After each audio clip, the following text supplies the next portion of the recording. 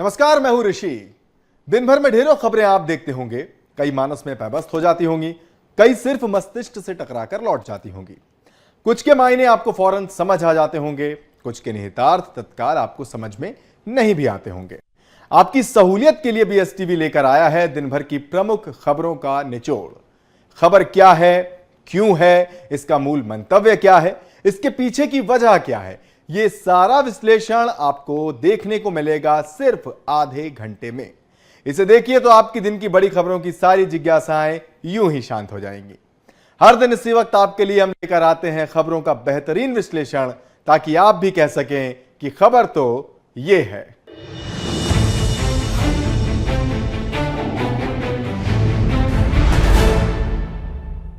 और चलिए बिना देर किए सबसे पहले वो खबरें देख लेते हैं, वो झलकियां देख लेते हैं जिन पर हम अगले आधे घंटे तक अब बात करेंगे। सबसे पहले हम आपको बताएंगे कि कैसे अब 1000 रुपए से भी कम में आप हवाई यात्रा कर सकेंगे। मध्य प्रदेश में ये नई सुविधा आपको मिलेगी 1 महीने तक। इस खबर का पूरा डिकोडेशन होगा। इसके बाद हम बात करेंगे उपचुनाव के रण की। जी हां, मध्य प्रदेश में उपचुनाव होने जा रहे हैं 2 विधानसभा सीटों पर, और इन सीटों का गणित फिलहाल क्या है, ताजा अपडेट्स क्या है, ये सब कुछ होगा इस खबर में। इसके बाद हम बात करेंगे उज्जैन कुंभ से जुड़ी हुई, जहां पर अब जो अखाड़े हैं उन्हें स्थायी जगह मिल पाएगी, यानी अखाड़ों को स्थायी रूप से कैसे व्यवस्थित करने जा रही है मोहन सरकार। इस पर क्या अपडेट है ये हम आपको बताएंगे। फिर स्कूल माफिया पर शिकंजा कसता जा रहा है, खबर जबलपुर से है। इस खबर के अंदर क्या है, कैसे ये शिकंजा कसा जा रहा है, क्या कुछ कार्रवाई हुई, ये सब कुछ इस खबर के अंदर। 5वीं खबर जिस पर हम बात करेंगे वो है इंदौर से। खबर को जो टाइटल हमने दिया है वो है इतनी बेशर्मी क्यों, और वो टाइटल इसलिए क्योंकि बीते कुछ दिनों में जो घटनाएं, जो घटनाक्रम, जो तस्वीरें इंदौर से सामने आए हैं, वो निश्चित तौर पर यही सवाल उठा रहे हैं कि आखिर इतनी बेशर्मी क्यों। आखिरी जो खबर होगी वो बड़ी महत्वपूर्ण है, क्योंकि अभी तक आप सुनते आए होंगे कि फला जंगली जानवर ने हमला किया लोगों पर, इतने लोग घायल, इतने लोगों की मौत, ये सब कुछ आपने जाना होगा। लेकिन शहडोल से खबर आई है जिसने ये सोचने पर मजबूर कर दिया है कि आखिर इस बार हमला किसने किस पर किया। वो तस्वीरें हम आपको दिखाएंगे, वो खबर भी हम आपको बताएंगे, और उस खबर से जुड़ा हुआ ये सवाल भी हम फिर से उठाने की कोशिश करेंगे और आपके सोचने के लिए भी छोड़ेंगे कि आखिर हमला किसने किया। तो चलिए बिना देर किए शुरू करते हैं आज का अपना खबरों का सफर। तो एक छोटे से सवाल के साथ इस कार्यक्रम की शुरुआत आपसे ही। आपने हवाई यात्रा की है, जाहिर तौर पर बहुत लोगों ने की ही होगी, हो सकता है कुछ लोगों ने न भी की हो। तो उन लोगों के लिए एक बढ़िया ऑफर आया है। ऑफर यह है कि अब मध्य प्रदेश में रहने वाले लोग जो रीवा जाना चाहते हैं या फिर रीवा से भोपाल आना चाहते हैं, उन्हें हवाई यात्रा करने को मिलेगी सिर्फ 999 रुपए में। 20 अक्टूबर को मध्य प्रदेश को छठा एयरपोर्ट मिला है। प्रधानमंत्री नरेंद्र मोदी ने बनारस से रीवा के नवनिर्मित एयरपोर्ट का वर्चुअल उद्घाटन किया। इस दौरान पीएम मोदी ने कहा कि देश में साल 2014 में केवल 70 एयरपोर्ट थे, जिनकी संख्या बढ़कर अब 150 से अधिक हो गई है। पुराने एयरपोर्ट्स का नवीनीकरण भी किया जा रहा है। और इस मौके पर मुख्यमंत्री डॉक्टर मोहन यादव ने यह कहा कि प्रधानमंत्री नरेंद्र मोदी ने दीपावली के पहले विंध्य वासियों को एक बड़ा तोहफा दिया है। रीवा में एयरपोर्ट शुरू हो गया है और अब इससे विंध्य के विकास के द्वार भी खुलेंगे, यहां की तस्वीर और तकदीर बदलेगी। लेकिन विंध्य जो प्राकृतिक संपदा और विकास के हर संसाधन से युक्त है, लेकिन विकास में जो ताला लगा हुआ था, अब उसे खोलने का समय आ चुका है। पूर्ववर्ती सरकारों ने भले ही इस पर ध्यान न दिया हो और इसी वजह से विंध्य का समुचित विकास नहीं हो पाया हो, लेकिन अब विंध्य के विकास के लिए लगातार प्रयास किए जा रहे हैं। थोड़ा सा पीछे चलते हैं तो साल 1993 में रेल की सुविधा भी यहां पर नहीं थी। सीएम डॉक्टर मोहन यादव ने बताया, उन्होंने कहा कि आज यहां एयरपोर्ट की सुविधा उपलब्ध हो गई है। रीवा से भोपाल तक एक्सप्रेसवे का निर्माण भी किया जाएगा। प्रदेश में 6 हवाई अड्डों के साथ 25 हवाई पट्टियां विकसित की गई हैं। प्रदेश के हर जिले में हवाई पट्टी बनाई जाएगी। उज्जैन, शिवपुरी और दतिया की हवाई पट्टी की उनको विकसित कर एयरपोर्ट बनाया जाएगा। लेकिन इसके साथ में एक और बड़ी बात जो सीएम डॉक्टर मोहन यादव ने की, वो यही कि अब 999 रुपए में 1 महीने के लिए भोपाल से रीवा तक का जो हवाई सफर है वो किया जा सकेगा। और मुख्यमंत्री डॉक्टर मोहन यादव ने यह भी कहा कि विंध्य से माल ढुलाई के लिए जल्द ही कंटेनर और मालवाहक हवाई जहाज की सुविधा दी जाएगी। साथ ही विंध्य के रहने वालों को और पूरे मध्य प्रदेश के लिए भी 999 रुपए में हवाई यात्रा की सुविधा मिलेगी। प्रधानमंत्री मोदी के प्रयासों और उड़ान योजना से गरीब आदमी को भी हवाई यात्रा की सुविधा मिल रही है। डॉक्टर यादव ने कहा कि गंभीर रोगियों को उपचार सहायता के लिए एयर एम्बुलेंस और हेली सेवा शुरू की गई है। गंभीर रोगियों को हवाई मार्ग से निःशुल्क बड़े अस्पताल ले जाने का काम हम कर रहे हैं। और अब जो लोग हवाई यात्रा से अभी तक वंचित रहे, इस वजह से कि हवाई यात्रा काफी महंगी है और उनके बजट में नहीं आ पाती है, उन लोगों के लिए अगले 1 महीने तक भोपाल से रीवा तक का हवाई सफर 1000 रुपए में किया जा सकेगा। 1000, माफ कीजिए मैंने ये आंकड़ा गलत बताया, आंकड़ा 999 रुपए का है। सीएम ने भी अपने उद्बोधन में यही कहा कि 1000 रुपए से भी कम में अगर आप हवाई यात्रा करना चाहते हैं तो उसके दरवाजे भी आपके लिए खोल दिए गए हैं। आज यूपी, बिहार, पश्चिम बंगाल, एमपी और छत्तीसगढ़ में अलग अलग एयरपोर्ट्स का शुभारंभ हुआ है। अरे आज तो जो यहां दे रहे हैं, ये रीवा में मैं लगातार विकास के कामों को लिस्ट पढ़ रहा था। भारत की पहली रीवा सीधी 6 टनल 6 लेन, इतनी बड़ी तो कोई नहर है ही नहीं। और ये एयरपोर्ट इतना चर्चा में क्यों है, इस वक्त इस पर इतनी बातचीत हो क्यों रही है, तो थोड़ा सा इसको भी समझ लेते हैं। दरअसल भोपाल, जबलपुर, खजुराहो, इंदौर और ग्वालियर के बाद रीवा मध्य प्रदेश का 6वां एयरपोर्ट है। इस एयरपोर्ट पर उड़ानें शुरू होने से प्रदेश के 65 लाख से ज्यादा लोगों को फायदा मिलेगा। रीवा एयरपोर्ट जो है वो सरकार की उड़ान योजना के अंतर्गत बनाया गया है। उड़ान जिसका फुल फॉर्म अगर मैं आपको बताऊं तो वो है उड़े देश का आम नागरिक, यानी UDAN। ये इस योजना का फुल फॉर्म है और इसी योजना के तहत इस हवाई यात्रा के लिए इस एयरपोर्ट को जो है वो बनाया गया है। अब इससे होगा क्या, वो ये कि छोटे शहरों के बीच एयर कनेक्टिविटी बेहतर होगी। आम लोगों के लिए विमान यात्रा जो है वो बेहद आसान हो जाएगी। भोपाल और रीवा तक का सफर जो अभी तक अमूमन ट्रेन से तय किया जाता है, उसे आप हवाई जहाज के जरिए भी तय कर सकेंगे। और इसीलिए ये बात मैंने अभी आपसे कही कि एयर कनेक्टिविटी जो है वो छोटे शहरों के बीच बढ़ जाएगी। अब जबकि एयर कनेक्टिविटी बेहतर हो जाएगी तो जाहिर तौर पर अर्थव्यवस्था को भी मजबूती मिलेगी। इस एयरपोर्ट से मध्य प्रदेश ही नहीं, रीवा की सीमा से लगे उत्तर प्रदेश और छत्तीसगढ़ के गांवों के और उन क्षेत्रों के लोगों को भी सीधे तौर पर राहत मिलेगी। रीवा से मऊगंज, सीधी, सतना, मैहर जिले जुड़े हुए हैं। इन जिलों के साथ ही उत्तर प्रदेश और छत्तीसगढ़ की सीमा के लोग भी रीवा आते जाते रहते हैं। अब आबादी की अगर बात करें, जो 65 लाख का जिक्र मैंने किया था, उसे थोड़ा सा बांट के अगर देखें तो रीवा की आबादी करीब 15 लाख है, मऊगंज की आबादी तकरीबन 8 लाख है, सीधी की आबादी लगभग 12 लाख, तो वहीं सतना की आबादी तकरीबन 18 लाख है, सिंगरौली की आबादी 12 लाख है और सीधी की आबादी भी लगभग 12 लाख है। अब इतनी बड़ी आबादी वाले जिलों को रीवा एयरपोर्ट बनने से सीधा फायदा होगा। एयर कनेक्टिविटी होने से इन सभी क्षेत्रों के विकास को भी रफ्तार मिलेगी। तो कुल मिलाकर अब रीवा एयरपोर्ट पर फ्लाइट का आना जाना और यात्रियों और कार्गो सुविधा का विस्तार होगा। इस एयरपोर्ट को नए ढंग से बनाया गया है, अच्छा खासा टर्मिनल भी यहां पर तैयार किया गया है और ATR 72 विमान यहां से संचालित किया जा सकेगा। ये सभी सुविधाएं एयरलाइंस को और अपनी ओर आकर्षित कर सकती हैं। इस एयरपोर्ट के संचालन से एक तरफ पर्यटन को फायदा होने की उम्मीद है तो दूसरी ओर निवेश को भी बढ़ावा मिलने की पूरी संभावनाएं हैं। मध्य प्रदेश में विधानसभा और लोकसभा चुनाव के बाद अब उपचुनाव का शंखनाद हो गया है। MP की विजयपुर और बुधनी विधानसभा सीट पर 13 नवंबर को उपचुनाव होना है। बुधनी विधानसभा उपचुनाव में कांग्रेस ने पूर्व विधायक रहे राजकुमार पटेल को मैदान में उतारा है। उनका मुकाबला भाजपा प्रत्याशी रमाकांत भार्गव से होगा।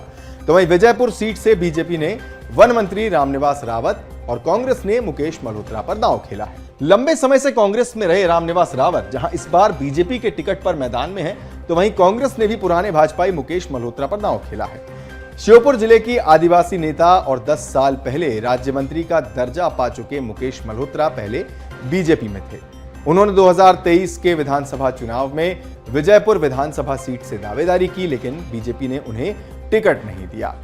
अब इसके बाद हुआ क्या कि वो पार्टी से बगावत कर बैठे और निर्दलीय मैदान में उतर गए। विजयपुर के विजयरण की जो कुछ फैक्ट्स हैं, कुछ चीजें हैं, उन्हें मैं आपको बता भी रहा हूं और साथ ही आप उन्हें पढ़ते भी जाइए। जैसा कि मैंने आपको बताया कि कांग्रेस ने मुकेश मल्होत्रा को यहां से टिकट दिया हुआ है, जबकि बीजेपी की ओर से रामनिवास रावत मैदान में है। मुकेश मल्होत्रा के बारे में अभी हम आपको बता रहे थे कि 2023 का चुनाव भी वो लड़ चुके हैं। चुनाव में उन्होंने विजयपुर विधानसभा सीट से दावेदारी की थी, लेकिन भारतीय जनता पार्टी से उन्हें टिकट नहीं मिला था और इसके बाद वो बगावत पर उतर आए थे और बगावत कर निर्दलीय ही मैदान में उतर गए थे। तब उस वक्त उन्हें इस सीट पर आदिवासियों का खूब साथ मिला था। तीसरे नंबर पर रहे थे और 45,000 से ज्यादा वोट उन्होंने पाए थे।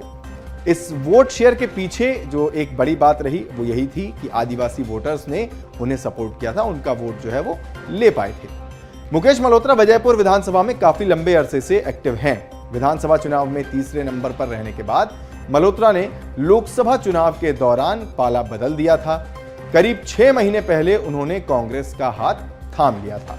जिस दिन मुकेश मल्होत्रा ने कांग्रेस ज्वाइन की, एक बड़ा फैक्ट ये आप जान लीजिए, ये बड़ा इंटरेस्टिंग फैक्ट भी है क्योंकि दोनों दावेदार हैं और दोनों दावेदारों से जुड़ा हुआ ही ये फैक्ट है कि जिस दिन मुकेश मल्होत्रा ने कांग्रेस ज्वाइन की थी, उसके 2 दिन पहले ही रामनिवास रावत भी कांग्रेस छोड़कर बीजेपी में आ गए थे। बहरहाल ये फैक्ट दिलचस्प है ही, लेकिन ऐसे ही तमाम दिलचस्प फैक्ट्स के साथ विजयपुर का ये जो विजयरण है वो भी काफी इंटरेस्टिंग हो चला है। आगे क्या कुछ डेवलपमेंट होंगे वो हम देखते रहेंगे।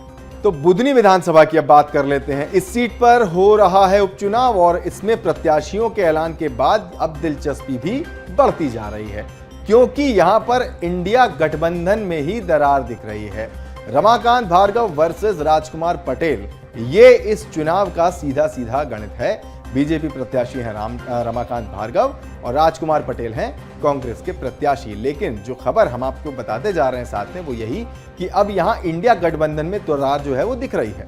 बुधनी में कांग्रेस और समाजवादी पार्टी का गठबंधन नहीं दिख रहा है, क्योंकि कांग्रेस ने यहां पर पूर्व मंत्री राजकुमार पटेल को प्रत्याशी बनाया, तो समाजवादी पार्टी ने भी एक नाम का ऐलान कर दिया, वो नाम है अर्जुन आर्या का।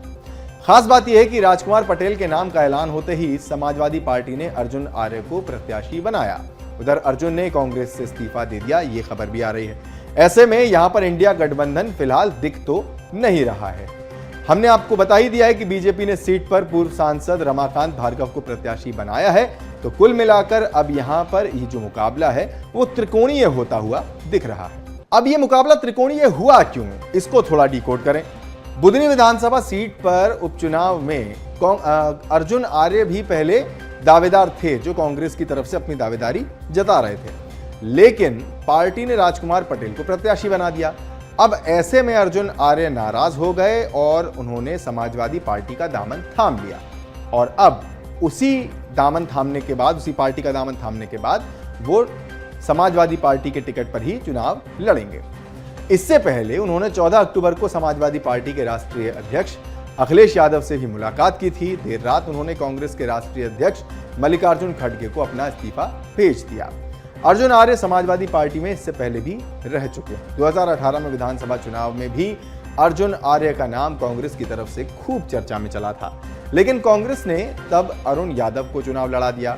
2023 में विक्रम मस्ताल यहां से चुनाव लड़े। अर्जुन आर्य कांग्रेस पार्टी में दिग्विजय सिंह और कमलनाथ के करीबी माने जाते हैं। माननीय शिवराज जी जो हमारे जनप्रिय नेता हैं, लंबे समय से चुनाव लड़ रहे हैं, यह उनका गृह क्षेत्र है और पूरा क्षेत्र, पूरा परिवार हमारा परिवार है और मैं एक कार्यकर्ता के नाते पार्टी ने मुझे यहाँ चुनाव में उतारा है।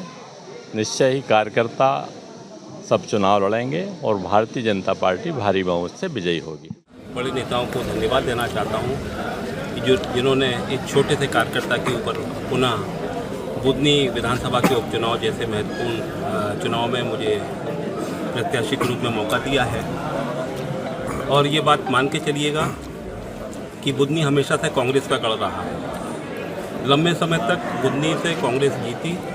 पिछले 20 वर्षों में जरूर यहाँ हम लोग सफल नहीं हो पाए, लेकिन इस चुनाव में हम लोग इसको चुनौती को स्वीकार करते हैं और पुरानी कहावत है कि जब खेत खाली हुआ तो अपने मालिक खेत पे आ जाए, तो कांग्रेस पुनः अपने खेत पर आई है और हम लोग बुधनी जीतेंगे। और जैसा कि हमने अभी आपको बताया था कि अर्जुन आर्य के समाजवादी पार्टी के टिकट पर चुनाव लड़ने की वजह से अब बुधनी का उपचुनाव त्रिकोणीय हो चला है। अर्जुन भी स्थानीय नेता हैं, बीजेपी प्रत्याशी रमाकांत भार्गव लोकल प्रत्याशी हैं, सांसद भी रह चुके हैं। राजकुमार पटेल कांग्रेस के प्रत्याशी 1993 में यहां से विधायक रह चुके हैं। यानी तीनों ही जो हैं वो अपने आप में सूरमा हैं, क्षेत्रीय अगर समीकरणों के हिसाब से देखें तो। अब ऐसे में यह मुकाबला दिलचस्प होने की उम्मीद दिखा रहा है। बुधनी सीट वही है जहां से पूर्व सीएम शिवराज सिंह चौहान लंबे समय तक विधायक रहे और सांसद बनने के बाद अब यहां पर उपचुनाव हो रहा है। बुधनी विधानसभा बीजेपी का सबसे मजबूत गढ़ मानी जाती है, सबसे मजबूत गढ़ों में से एक मानी जाती है। 1998 में कांग्रेस को यहां पर आखिरी बार जीत मिली थी और उसके बाद से लगातार 5 चुनावों से भारतीय जनता पार्टी यहां से जीत रही है। चलिए अगली खबर का रुख करेंगे। मध्य प्रदेश सरकार उज्जैन में सिंहस्थ की तैयारियों में जुट गई है। मुख्यमंत्री मोहन यादव ने उज्जैन दौरे के दौरान सिंहस्थ मेला कार्यालय में पत्रकारों से बात की। उन्होंने कहा कि उज्जैन भी धार्मिक नगरी है, इसलिए इसे हरिद्वार की तर्ज पर विकसित किया जाएगा। साधु संत महंत और अखाड़ों के लिए अब स्थायी आश्रम बनाए जाएंगे। ये सभी काम उज्जैन विकास प्राधिकरण द्वारा किए जाएंगे। सीएम मोहन यादव ने कहा कि सिंहस्थ के दौरान अस्थायी टेंट और सड़क मार्ग बनाए जाते हैं। प्राकृतिक आपदा के चलते दिक्कतों का सामना करना पड़ता है, इसलिए अब इन निर्माणों को स्थायी किया जाएगा। सिंहस्थ क्षेत्र में बिजली पानी सड़क की व्यवस्था स्थायी होगी। स्थायी ब्रिज 4 लेन और 6 लेन मार्ग भी बनाए जाएंगे। सिंहस्थ भूमि पर अब स्थायी मंदिर, मठ, वृद्धाश्रम और अखाड़े बनाने की अनुमति दी जाएगी।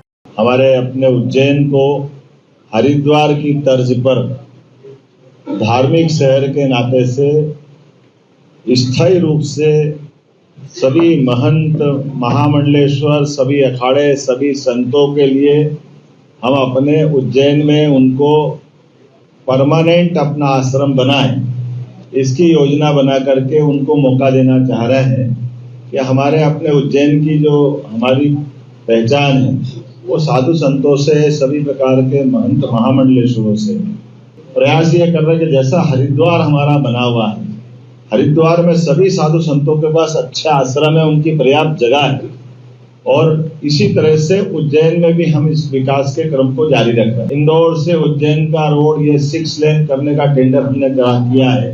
उज्जैन से जावरा का एक बड़ा ग्रीनफील्ड 4 लेन, उसका बहुत जल्दी भूमि पूजन होने वाला है। इसी प्रकार से वृहदाकार योजना में इंदौर, उज्जैन, देवास और धार मिला करके वृहद रूप से विकसित करने का बड़ा प्लान, जैसे भोपाल, इंदौर, उज्जैन का, ऐसे जबलपुर, ग्वालियर का, ये बड़े बड़े प्लान अलग से हम ला रहे हैं। मेट्रो ट्रेन हमारी उज्जैन से इंदौर में आने के लिए हमने उसकी सैद्धांतिक स्वीकृति दे दी है, लेकिन मेट्रो ट्रेन के अलावा भी हमारी जो जैसे उज्जैन, देवास, फतेहाबाद, इंदौर, ये सर्किल ट्रेन भी बनेगी। तो सर्किल ट्रेन में वंदे मेट्रो बनाने के लिए भी हमने बात कही, क्योंकि मेट्रो की स्पीड आमतौर पे 80 किलोमीटर प्रति घंटा की होती है, लेकिन वंदे मेट्रो की स्पीड 160 किलोमीटर प्रति घंटा की। टेक्निकल रूप से एक नया एयरपोर्ट उज्जैन में बने, ताकि 12 महीना 24 घंटे यहाँ पर हवाई यातायात की सुविधा भी उज्जैन में दी जा सके। प्रदेश में बीते दिनों स्कूल शिक्षा माफिया की मनमानी और फीस बढ़ोतरी को रोकने को लेकर सीएम मोहन यादव ने सख्त कार्रवाई के निर्देश दिए थे, जिसके बाद जिला प्रशासन और पुलिस ऐसे स्कूलों पर लगातार कार्रवाई कर रहा है। जबलपुर जिला प्रशासन और पुलिस ने संयुक्त कार्रवाई करते हुए शहर की जानी मानी education society Joy senior secondary school के संचालक अखिलेश मेवंत समेत अन्य लोगों को गिरफ्तार किया है। कैसे ये पूरी कार्रवाई पेश आई, देखिए इस रिपोर्ट में। स्कूल शिक्षा माफिया पर प्रशासन, पुलिस लगातार कार्रवाई कर रहा है। स्कूल में आर्थिक अनियमितताएं बरतने, अभिभावकों से अनावश्यक फीस वसूलने को लेकर स्कूलों के संचालकों पर शिकंजा कसा जा रहा है। ऐसा ही ताजा मामला जबलपुर की जानी मानी education society Joy senior secondary school का सामने आया, जहां पर अनियमितताओं के चलते जिला प्रशासन की जांच रिपोर्ट के आधार पर पुलिस ने एफआईआर दर्ज करते हुए जॉय एजुकेशन सोसाइटी के अध्यक्ष अखिलेश मेवन और सोसाइटी के सचिव अनुराग श्रीवास्तव को गिरफ्तार किया। एफआईआर में एक तीसरा नाम सोसाइटी की कोषाध्यक्ष कविता बलेछा का भी है, लेकिन अभी तक इनकी गिरफ्तारी नहीं हुई है। अखिलेश मेवन पर मुख्य रूप से आर्थिक अनियमितताओं का आरोप है। बच्चों की फीस से ली गई और नियम के विपरीत कई खातों में ट्रांसफर की गई और इसी राशि को अपने भोग विलास के लिए खर्च किया गया। इन सभी खर्चों को छिपाने का प्रयास किया गया। मेवन एंड कंपनी ने फर्जी तरीकों का इस्तेमाल कर स्कूल की आय को कम से कम बताने का प्रयास किया ताकि टैक्स न चुकाना पड़े, लेकिन ये सारा फर्जीवाड़ा जांच कमेटी की निगाहों से बच नहीं सका। इस कार्रवाई का खुलासा होने के बाद स्कूल लॉबी में हड़कंप मचा हुआ है। मामले को लेकर एसएसपी आनंद कालदगी ने कहा कि जॉय सीनियर सेकेंडरी स्कूल की मनमानी और फीस बढ़ोतरी की जानकारी लगातार आ रही है, जिसकी जांच कर और कार्रवाई करते हुए विजयनगर थाना पुलिस ने 3 लोगों के खिलाफ एफआईआर दर्ज की है। वहीं डीईओ घनश्याम सोनी ने कहा कि जॉय सीनियर सेकेंडरी स्कूल प्रबंधन ने ऑडिट रिपोर्ट को पोर्टल पर अपलोड नहीं किया, जबकि ऑडिट रिपोर्ट को पोर्टल पर अपलोड करना अनिवार्य है। स्कूल ने 25,21,12,040 रुपए बतौर फीस अवैधानिक रूप से वसूले हैं। मेवन एंड कंपनी ने सरकार के सारे नियमों की ऐसी धज्जियां उड़ाई, जिसको लेकर स्कूल प्रबंधन पर कार्रवाई की गई। विजयनगर पुलिस थाने के अंतर्गत आज हमने जॉय सीनियर सेकेंडरी स्कूल के खिलाफ आज हमने एफआईआर की है। इस एफआईआर का मेन कंटेंट यही है, आपराधिक अनियमितता और हेराफेरी कर छात्रों का आर्थिक हानि पहुंचाकर अनुचित लाभ अर्जित करने का कृत कारित करने के लिए आज हमने 3 आरोपियों के खिलाफ हमने एफआईआर किया है।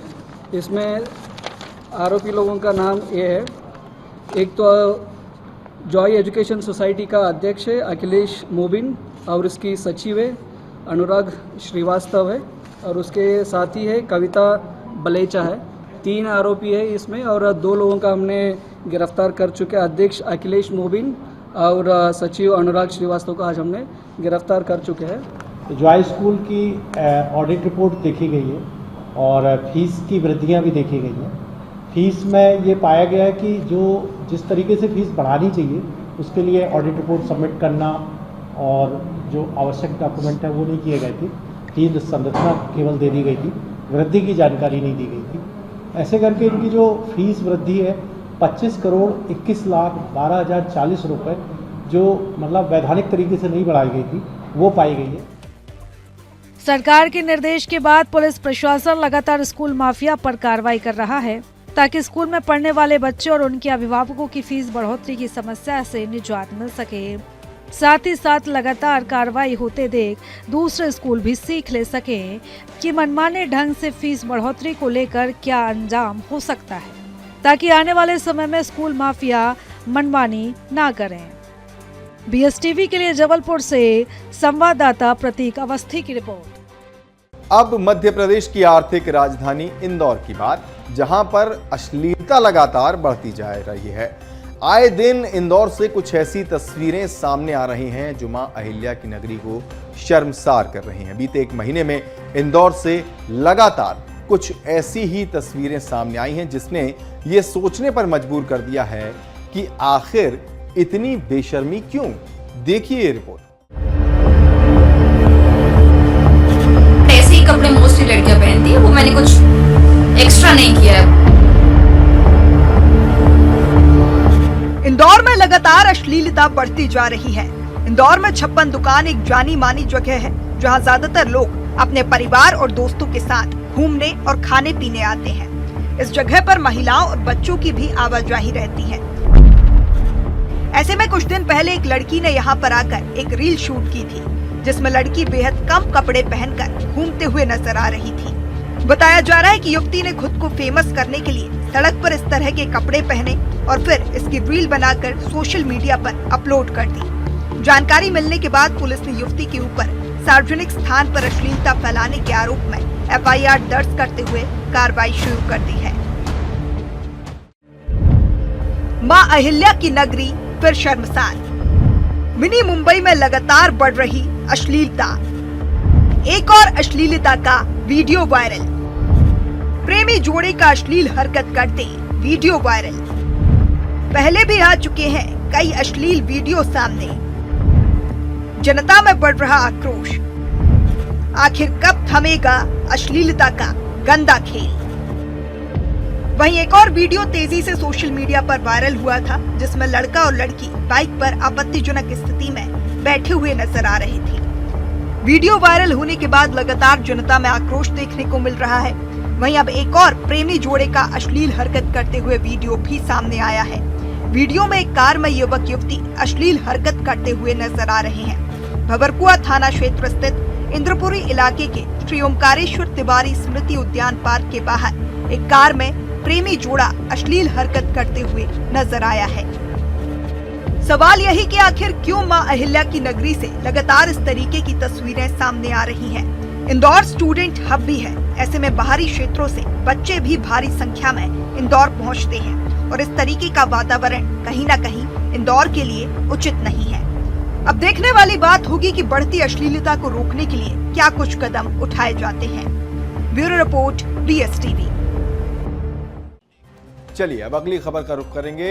ये जो मेरे पीछे लिखा हुआ है हमला किसने किया, पहले इस खबर को बता देते हैं कि हमला हुआ कहां, किसने किया, और फिर इस सवाल पर आएंगे कि वाकई हमला किसने किया। तो खबर है शहडोल से, जहां पर 2 दिनों से तेंदुए के आतंक की खबर आ रही है।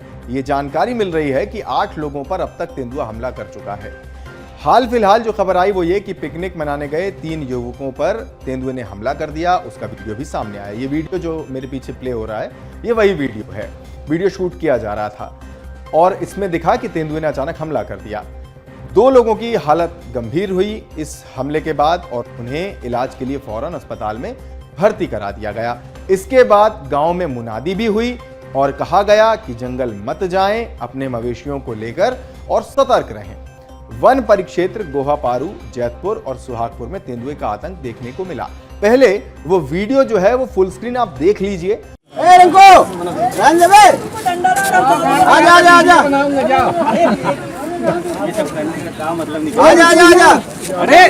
नहीं, अरे नहीं नहीं,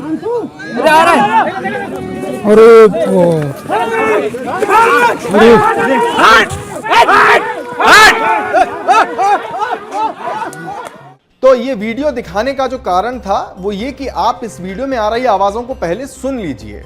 इस वीडियो में साफ तौर पर वो आवाजें आ रही हैं जिसमें तेंदुए को छेड़ा जा रहा है, उसे ललकारा जा रहा है, उसे आजा आजा कहकर बुलाया जा रहा है। आप खुद सोचिए, एक खतरनाक जंगली जानवर के साथ पहले इस तरह से खेलना और उसके बाद उसका हमला करना, इसमें गलती कहां पर और किसकी है? इस तरह के जंगली जानवर तभी हमला करते हैं, ये बहुत लोग जानते होंगे, जो नहीं जानते उन्हें हम बता दें, जो एक्सपर्ट्स कहते हैं, वन विभाग के अधिकारी भी कहते हैं, वो हमला तभी करते हैं जब या तो वो भूखे हों, या फिर उन्हें खतरा महसूस हो, या फिर उन्हें कुछ असहज लगे, या आप उनकी निश्चित नियमित जगह के भीतर प्रवेश कर रहे हों। ऐसा कुछ भी होगा तभी ऐसे जानवर आपके ऊपर हमला करते हैं या हमला करने की आशंका बनी रहती है। तब तक वो आप पर हमला नहीं करते और चुपचाप जंगल में वापस लौट जाते हैं। लेकिन ये खबर निश्चित रूप से दुखद है कि एक जंगली जानवर द्वारा हमला करने पर 3 लोग घायल हो जाते हैं। इसके पहले कई लोगों की जान भी जा चुकी है। लेकिन एक सवाल हमें भी ये अपने जहन में रखना चाहिए कि आखिर हमला कौन किस पर कर रहा है। जंगली क्षेत्र में अगर आप जा रहे हैं और ऐसा कोई जानवर अगर आपको दिख जाए तो प्लीज उसे ललकारें मत, उसे छेड़े मत। अगर वो अपने रास्ते जा रहा है, आप उसे देख रहे हैं, देख लें, तस्वीर लेना चाहते हैं ले लीजिए, लेकिन उसे प्लीज छेड़िए मत। वो उसका घर है, आपका नहीं। तो आज के लिए बस इतना ही। ताजा खबरों के लिए आप बने रहिए BSTV के साथ। अपना खूब ख्याल रखिए। नमस्कार।